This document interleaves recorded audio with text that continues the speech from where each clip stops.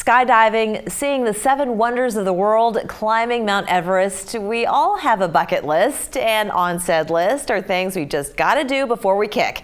Joining us with more on what we can do to see in our own backyard is Seal and Lynn Selden, freelance travel journalists for Selden Inc. Thank you both so much for joining us today.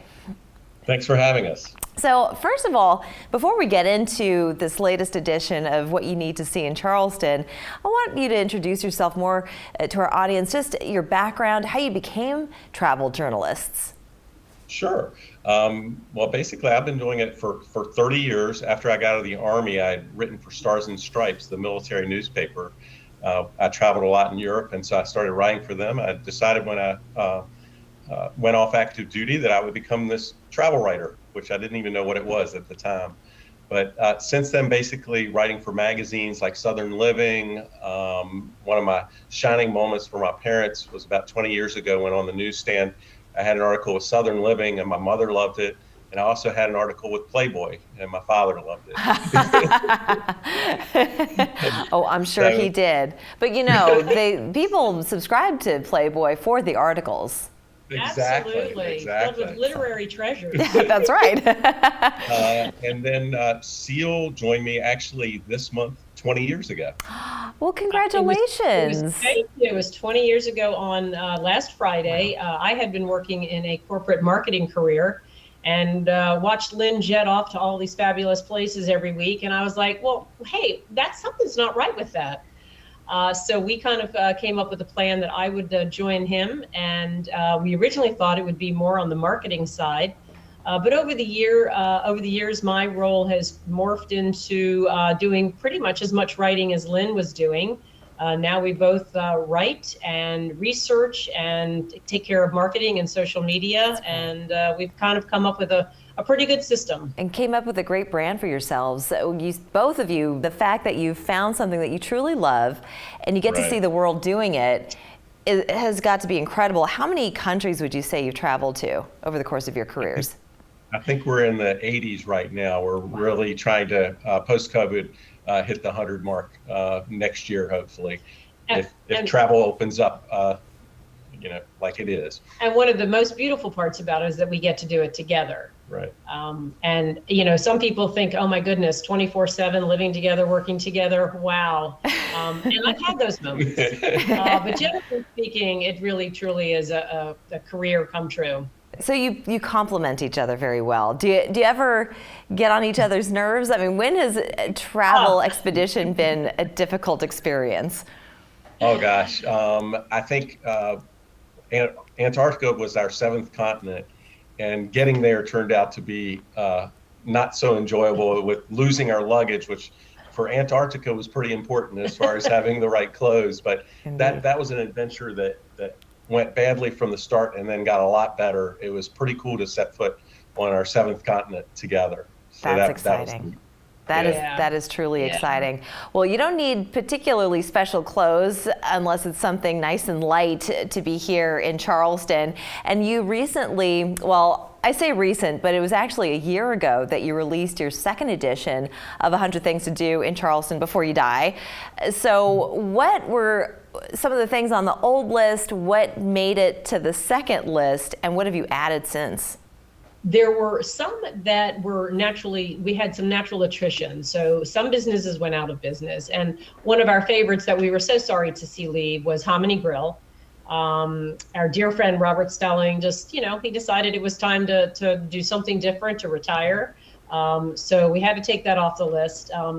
Others, I'm trying to think on what was the main reason on why they came off the list. Right. Just some new restaurants had opened up, that type of thing. I think that we calculated in the publisher Reedy Press for 2nd editions or new editions likes to see about 15 to 20 new things. And so that's about what we did. I think we ended up with 15, like the Hotel Bennett had opened since the 1st edition came out. So they were highlighted in the 2nd edition, and spending time up at the Hotel Bennett when they opened led us to be eating a lot in Hudson Alley, all the restaurants along there around the corner. So we made that an addition to the book, and we were able to highlight a lot of different restaurants in the second edition. Yeah, our friend Michael Bennett will be very happy that you mentioned those things. Hotel Bennett and Hudson Alley. Exactly. But honestly, you know, with the pace, the way things have grown here in Charleston, you almost have to update every few years because the growth has been exponential recently. That's so true. And we were just talking about it this morning. Even since the second edition came out, so much has changed in the city, particularly in the dining scene, which is a little ironic because it's all been post-COVID. Right. But the explosion of new restaurants opening in Charleston in the last 6 months has been astounding. So we're already kind of jotting notes down on a third edition. And of course, we have to research that by heading to Charleston. Our buddy Steve Palmer seems to be opening a new restaurant about every week. So yes, he does. We're heading to one of his new places up in Highlands, North Carolina next week. That he's opening fantastic. another Oak Steakhouse. That's right. That's right. Yes, Charleston and a comes to the hotel mountains. and all those good things up in Asheville, I believe. No, he's a busy man. But I tell you what, we are going to take a commercial break right here. I want to hear what's coming up next for you two. So let's do that in 2 minutes. Don't go anywhere.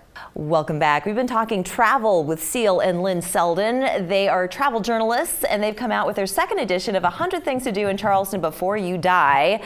Sounds morbid, but it's really not. These are all things that we could be doing today, right now. You can go downtown, you can eat in a new restaurant, you can spend some time at a new hotel. There's so many things to do here.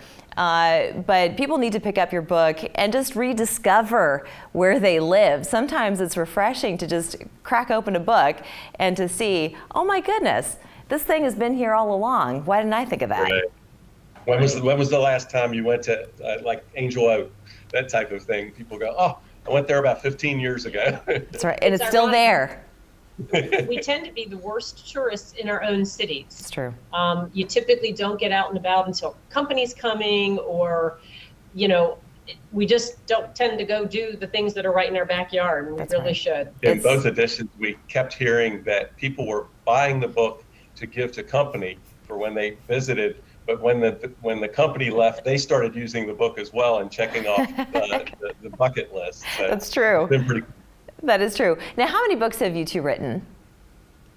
I guess we're up to a total of 6, and that includes 5 travel books, and then I actually came out with a novel a few years ago that actually has some Citadel stuff in it. The characters eat it slightly north of Broad, and Frank Lee's there to talk to them, and the Citadel is involved. It's called Virginia's Ring, and the sequel will be out next year, which is based in South Carolina, called Carolina's Ring. And you some of the have same an affinity for South Carolina, I take it. Absolutely. We love it. You've also come out with a book, 100 Things to Do in Savannah Before You Die. So people just pick up these books, read through them, rediscover where you live. And right now, any trips planned? Are you heading out of town anytime soon? Well, that's a loaded question.